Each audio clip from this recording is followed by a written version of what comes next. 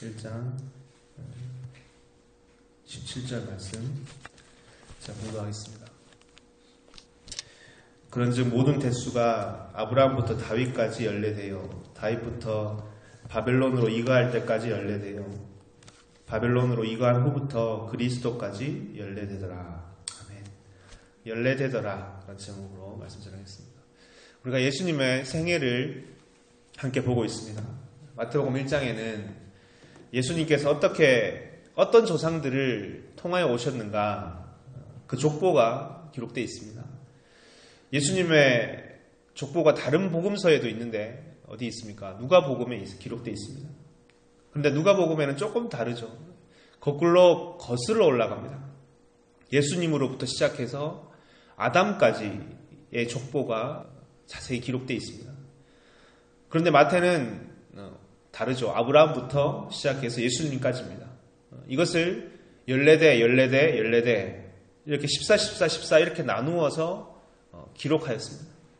오늘 본문에는 마태는 1절부터 시작한 그 예수 그리스도의 세계 그 족보를 마무리하면서 이렇게 정리하는 겁니다.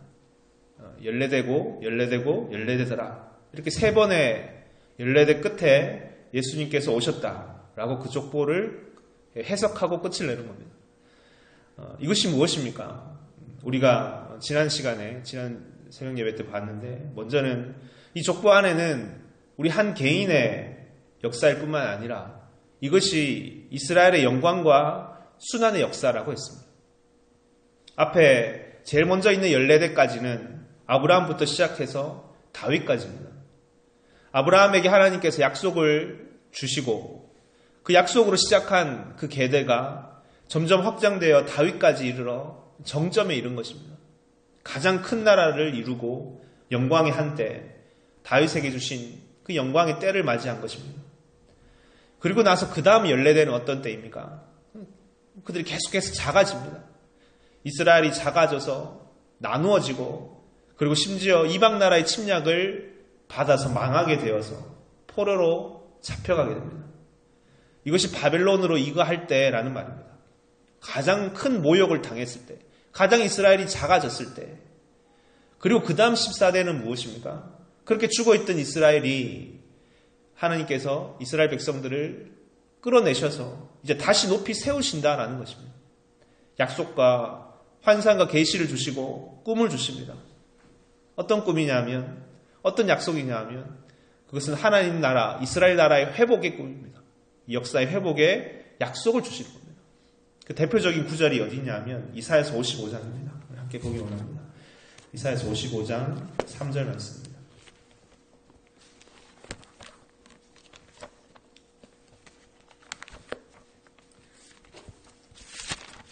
같이 한번 읽어볼까요? 이사야서 55장 3절부터 5절까지 말씀입니다. 읽어보겠습니다. 시작. 너희는 귀를 기울이고 내게 나와 들으라. 그리하면 너의 영혼이 살리라. 내가 너희에게 영원한 언약을 세우리니 곧 다윗에게 허락한 확실한 은혜니라.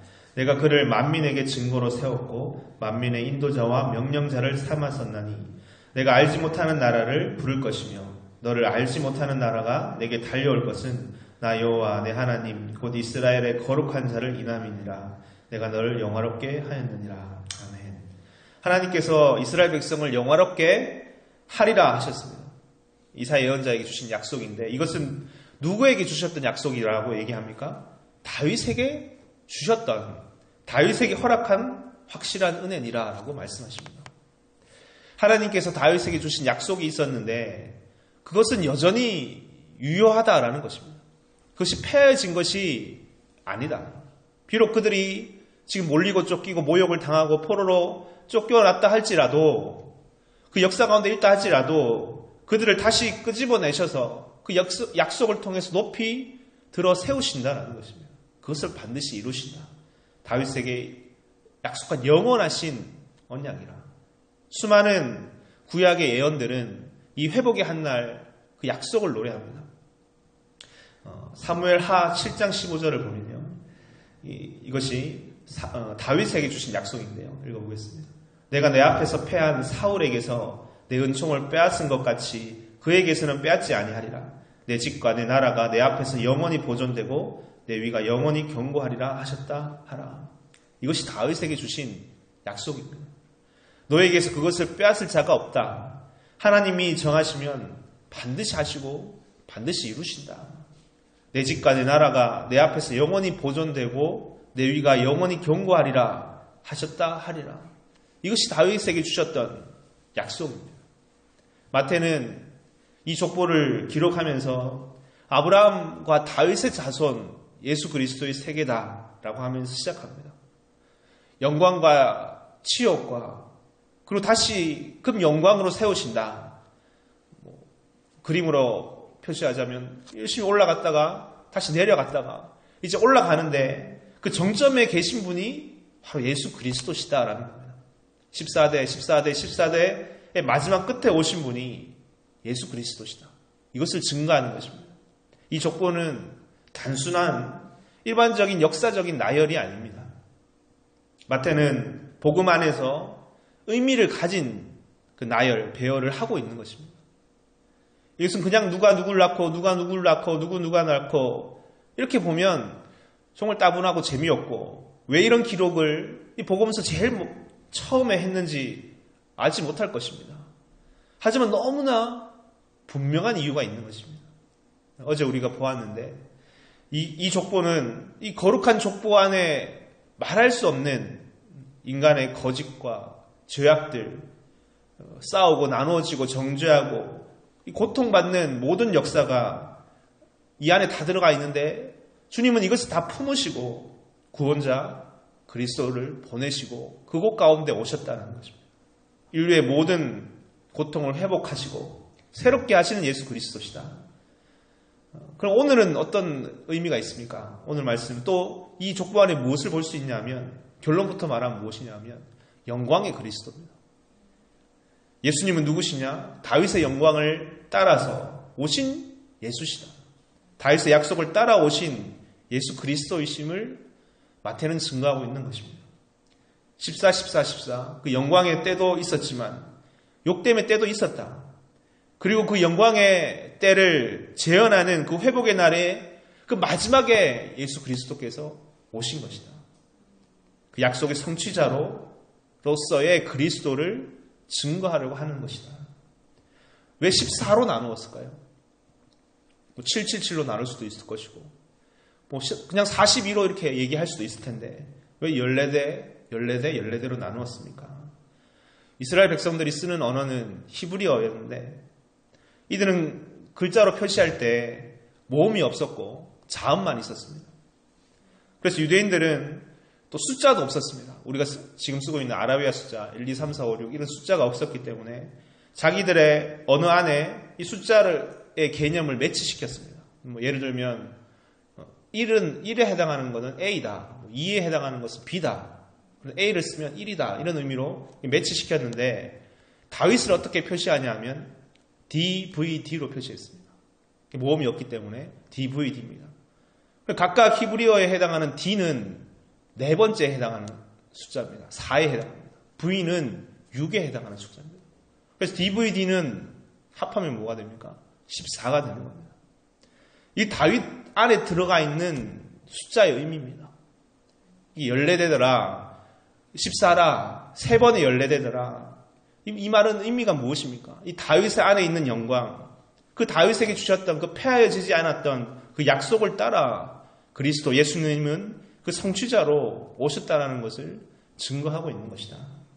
하나님의 영광으로 이 땅 가운데 오신 예수 그리스도시다. 마태는 이 복음서를 쓸 때 사람들에게 어떻게든 이 세계를 이해시키고 알려야 되겠다는 이 간절한 마음으로 이 비밀한 세계까지 증거하고 있는 것입니다. 예수님은 누구십니까? 그 영광의 왕이시다. 약속의 성취자로서 그 놀라운 역사의 회복의 주인으로서 오신 분이시다. 라는 신앙 고백이 이 안에 들어있는 것입니다. 베드로전서 3장 12절에는 너희 안에 그리스도를 주로 삼아 너희 안에 소망을 묻는 자들에게 대답할 것을 예비하라고 하셨습니다. 가장 좋은 전도는 간증이라 했습니다. 간증은 다른 말로 하면 변증입니다. 내가 왜 예수를 믿게 됐고 예수는 나에게 어떤 일을 하셨는가, 나에게 일어난 일을 증거하는 것이라 하였습니다.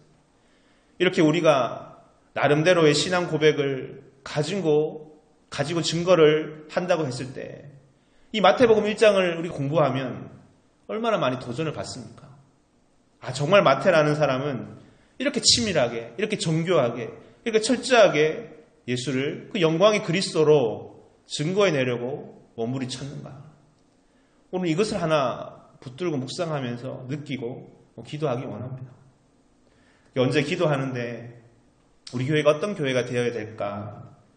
정말 우리 교회에 오면 예수님을 만나는 교회가 되어야 되겠다. 하나님을 만나는 교회가 되어야 되겠다.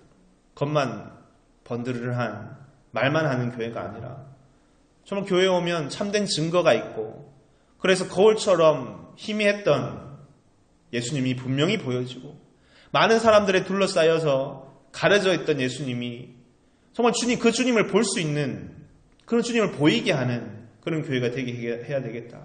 이런 기도가 되었던 적이 있습니다. 정말 주님께서 이것을 원하시는 것이 아닐까.